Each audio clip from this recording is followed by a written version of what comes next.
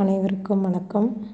தமிழ் கடவுளான முருகப்பெருமானின் விசேஷமான திருவிழாக்களில் ஒன்றான கந்த சஷ்டி பெருவிழா இந்த ஐப்பசி மாதம் அமாவாசை தினம் முடிந்து அடுத்த நாள் ஆரம்பிக்கும். இந்த தினத்திலிருந்து 6 நாள் விரதம் நடக்கும். இந்த விரதம் எடுக்கிறதுக்கு கந்த சஷ்டி விழா விரதம் இருக்கிறதுக்கு முதல் நாள்லேருந்து விரதம் இருக்கலாம்.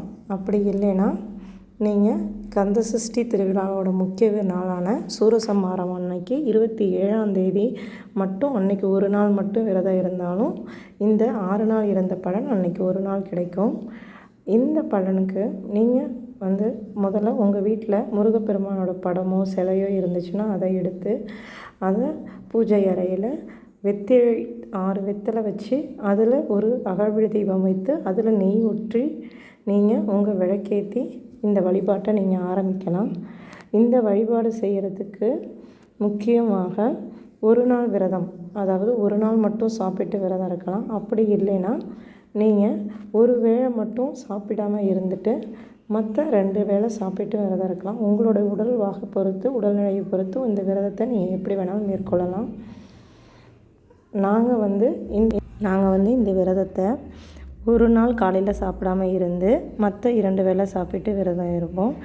மற்ற சூரசம்ஹாரம் அன்னைக்கு முழுசாகவே நாங்கள் சாப்பிடாமல் விரதம் இருப்போம்.